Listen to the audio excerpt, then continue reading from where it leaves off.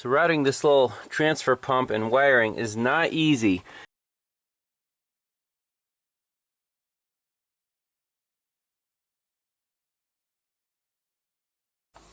Hi everyone, welcome back to Pine Hollow Auto Diagnostics. Back to the Volvo S60 with the low fuel pressure problem. We got a new fuel pump ready to go. It is a Bosch unit, that is the OEM supplier. It looks identical to the old one, at least the top part. And this thing is kind of fancy. Of course, it's a European car.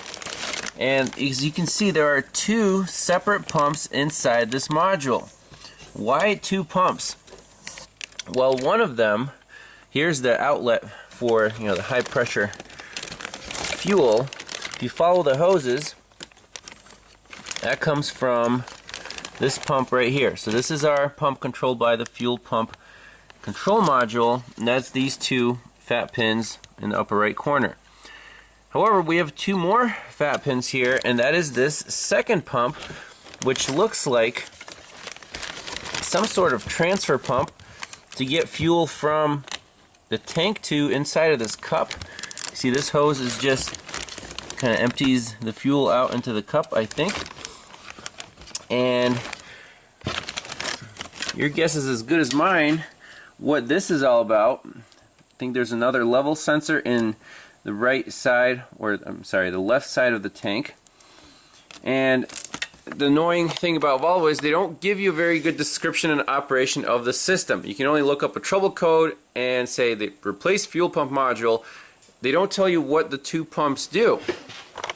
I printed out the OEM wiring diagram here, and as you can see, there are two different styles of pump modules on this car. We have the B5254 T2 USA model, which does have the fuel pump control module, and the module controls this high pressure pump. The other pump right here is actually controlled by the rear electrical module, the REM, and nowhere in the trouble codes do we see anything about this guy. So they're separate circuits.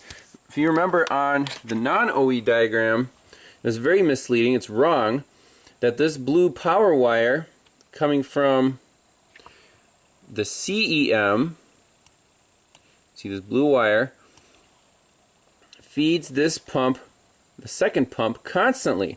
That's not the case because the fuel pump control module is powered up when the key is on, and then the computer tells it when to cycle the actual fuel pump, when to turn it on.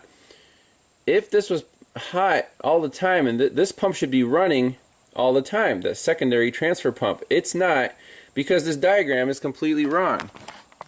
It's actually controlled by the rear electrical module through this other blue wire. We can see that right here, and I want to double check that that second pump also works, because that could be part of, it is part of the entire system. So the two fat wires right there, those are for the main high pressure pump. These two, this blue and the brown, are for the secondary transfer pump. Can we bidirectionally control that from the rear electrical module? So if we go into the REM actuation test, it doesn't say pump, it says relay tank valve. That's the one that controls the secondary pump. So for the primary pump, I have the fuel pump control module unplugged, so that one is not going to get powered up. And if we hit on or start,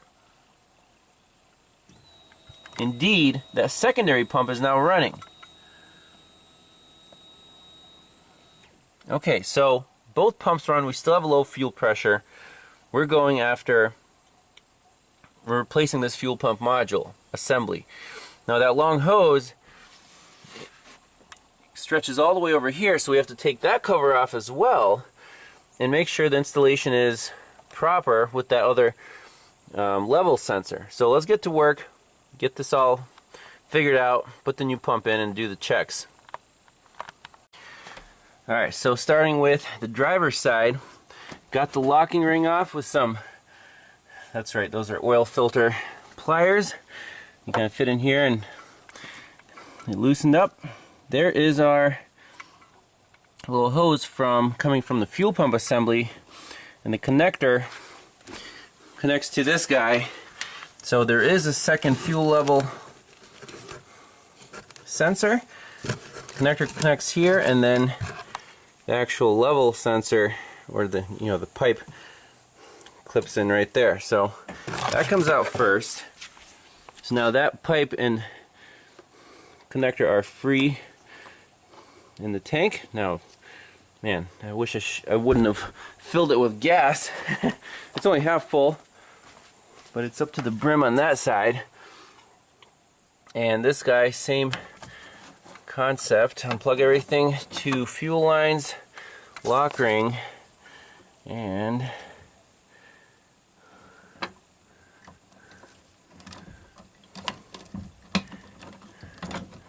there's our assembly.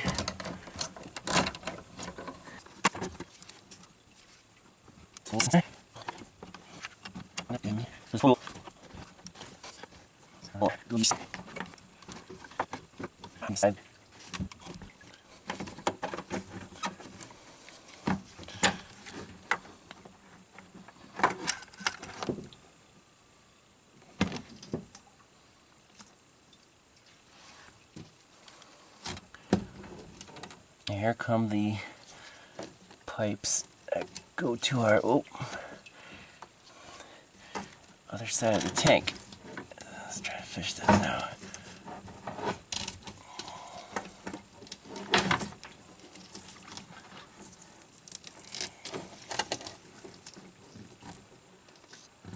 Man.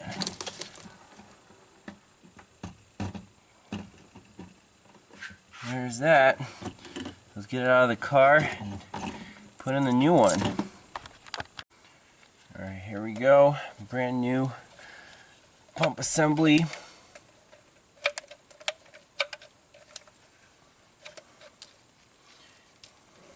You stuff it in there, I guess.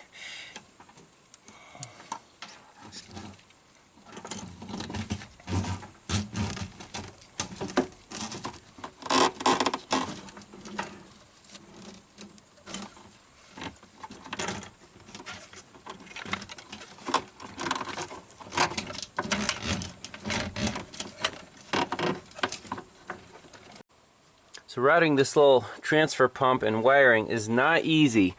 I have to use some NICOB brake line, go in that hole, bend it so I can get it out of this hole, and then we're going to just bend it into a hook and pull this whole mess through to that side. I hope this will work. Alright, the new fuel pump module is installed. The level sensor is connected, the transfer pump's hooked up. Let's just energize the main pump manually and see what kind of pressure we get up there at the fuel pressure gauge.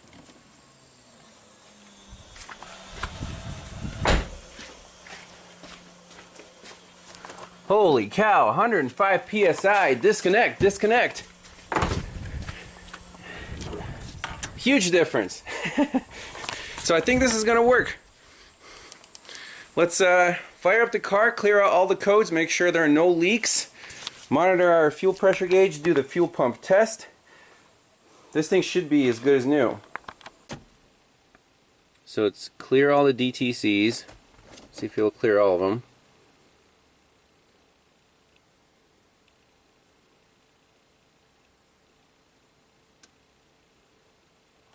Okay, let's enter the engine. Read fault code, no DTCs. Okay, that's good. Let's start the car up.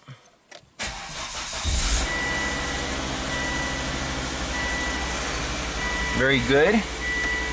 We see our fuel pressure. Put it right here.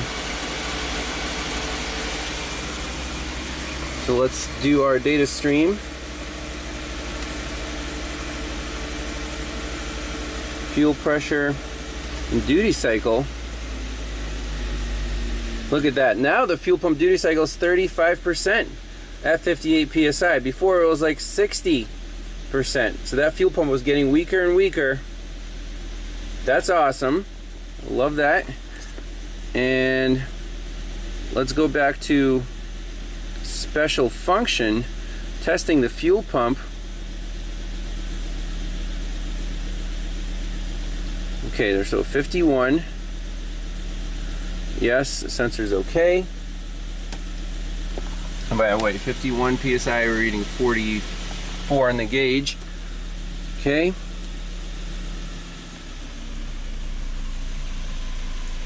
So 50.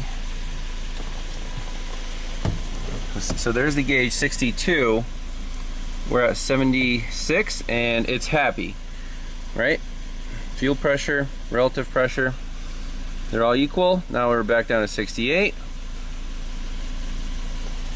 And we're about 56 on the gauge. Now we're down to 65. We're about 49 on the gauge. So subtract 14 basically. Now we're down to 60.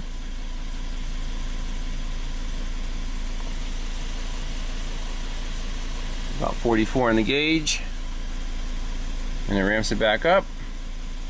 65.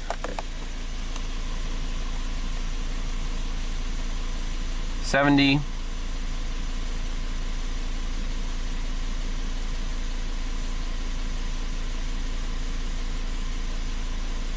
And finally 76, which is 62 psi. Awesome. This car is fixed. We'll stop that test. I think it'll keep ramping up and down.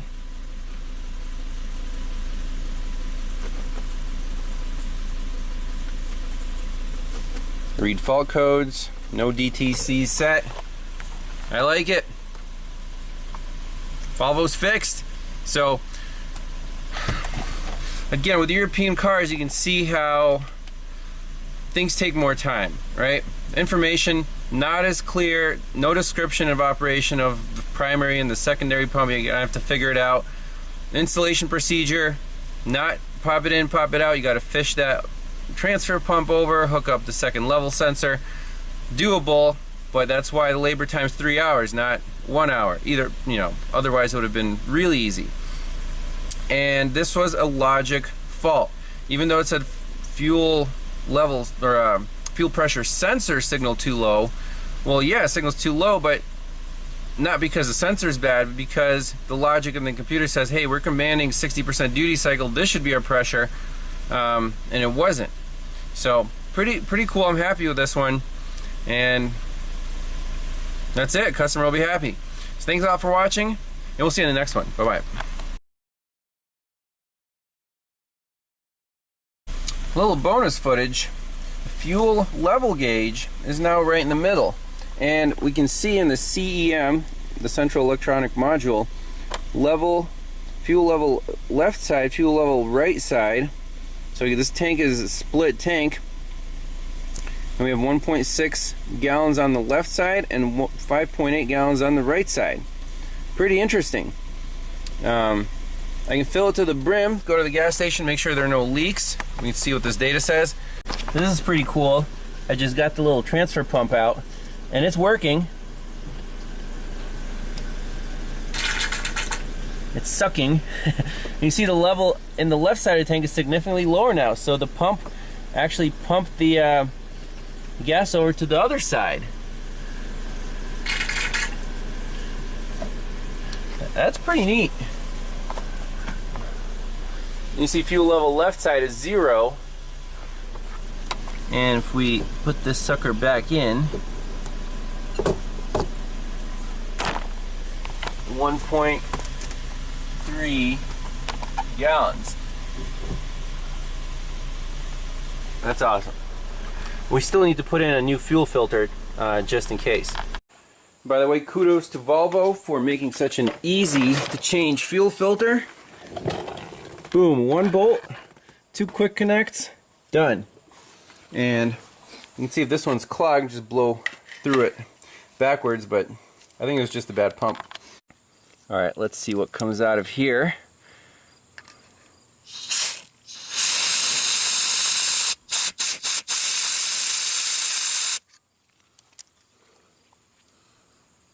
Don't see any dirt, so fuel filter was fine, not clogged at all.